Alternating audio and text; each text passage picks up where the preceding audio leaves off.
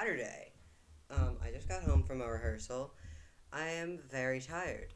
Um, Today, well, I'm about to go watch the Elvis movie with my family. So, today I'm going to be giving a rating for the new Elvis movie. I don't remember who's in it. I will put that in the rating. Wish me luck. Okay, so, finish the movie. I have some points that I will say before I give my rating. First of all, this movie stars Austin Butler as Elvis and Tom Hanks as Elvis's manager, who was evil. And it was really weird because Tom Hanks had like an accent. It was my entire family. We could not place it. We could not place what this accent was supposed to be.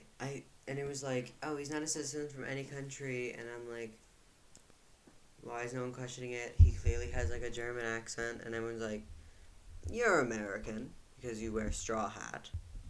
Austin Butler freaks me out. There's just something about him, not in this movie, kind of in this movie for parts, but just as like a person. Pictures of him. There's something Army Hammer-esque about him that I can't describe. And if you know about that one, you know. Elvis, as a person, I don't know how historically accurate this movie is. He seems like a genuinely nice guy. So that's good, right? Like, he loved his mother. He loved his father. He had a great relationship with his family. He loved his wife, even though she left him because he was on drugs. He loved his daughter. He was never, like, abusive or mean to anybody, at least in the movie. Unlike some other people in other movies who make mistakes and they have to go through that whole arc of like, oh, I'm sorry, I got too big and powerful. The fashion was surprisingly good. Like, I didn't realize Elvis was a style icon in the 50s. Like, he was wearing lace shirts for most of the first part.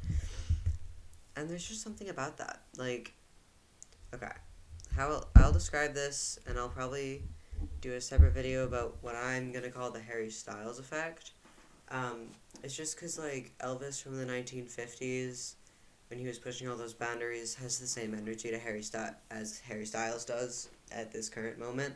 Obviously, Elvis was a lot bigger of a deal, but just, like, the way that he pushes boundaries and everyone's like, slay. Or not slay, because it was the 50s. They were like, arrest him, you know?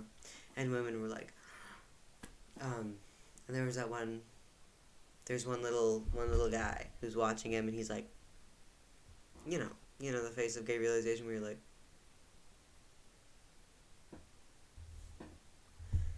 yeah, so that was part of it. So, based on all of that, I'm giving the movie an 8.5 out of 10, because the visuals were, like, really cool, and, like, aesthetically the movie was really nice, and Elvis seems like a genuinely nice person.